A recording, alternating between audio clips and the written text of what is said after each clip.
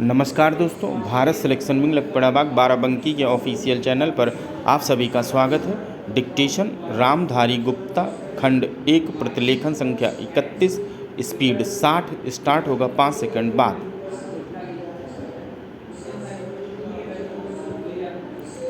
अध्यक्ष महोदय, सबसे पहले मैं अपने माननीय कार्यकारी पार्षद महोदय का, जिन्होंने बजट भाषण दिया है और अपनी नीतियों की घोषणा की है, उसके बारे में उनको हृदय से बधाई देना चाहती हूँ।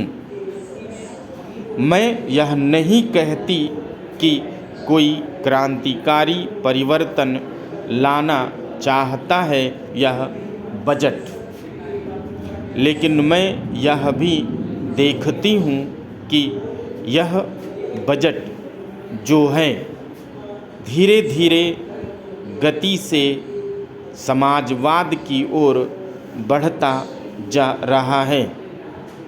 अपनी नीति से यह भूतकाल और वर्तमान दोनों को एक कड़ी में मिलाकर हमें उज्ज्वल भविष्य की ओर ले जाता है, ऐसा मुझे कहना है।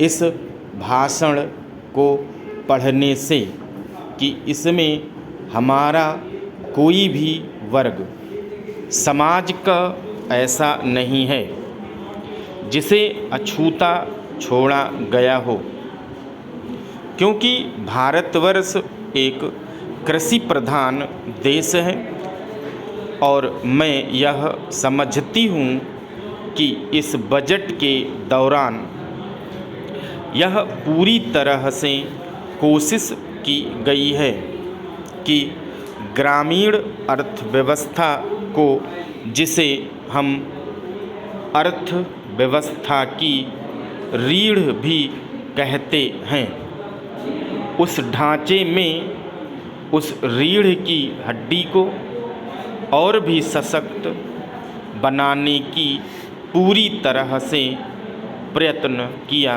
गया है। हमारे ग्रामीण भाइयों ने जो कोशिश की है इस बजट के अंतर्गत, वह है उनको सिंचाई के लिए कुएं, गांवों में उनके लिए पक्की सड़कें, जिससे उनके खेत और घर दिल्ली के साथ जोड़ने की कोशिश की गई है। जितनी भी इसमें व्यवस्था की गई है उससे ग्रामीण भाइयों को बड़ी भारी सहायता मिलेगी। उसके अतिरिक्त ग्रामों उद्योग के द्वारा जो रोजगारी का प्रबंध किया गया है उससे भी ग्रामीण अर्थव्यवस्था को एक बहुत बड़ी सहायता मिलेगी। मैं इनका ध्यान इस ओर दिलाना चाहती हूँ कि जहाँ तक शिक्षा का संबंध है वह बहुत ही अच्छा नहीं है। जैसा भी सरकार व्यवस्था करती है वही तरीके का प्रबंध हो सका है।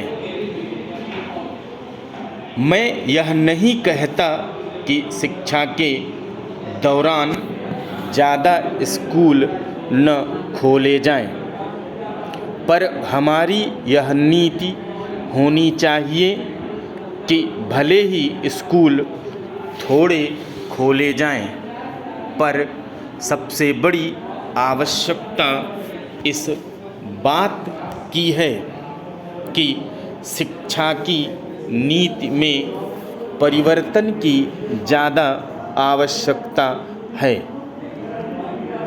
क्योंकि हम प्रजातंत्र में रहते हैं। प्रजातंत्र को अगर हमें सफल बनाना है तो सबसे पहले हमें ऐसे नागरिक चाहिए जिन्हें अपने अधिकारों और अपने कर्तव्यों का भली भांति ज्ञान हो। शिक्षा की वर्तमान नीति से हम अपने अधिकारों के प्रति ज़्यादा सजग होंगे और कर्तव्यों के प्रति बिल्कुल सजग नहीं होंगे। ऐसी सजगता राष्ट्र के विकास के लिए हानिकर होगी।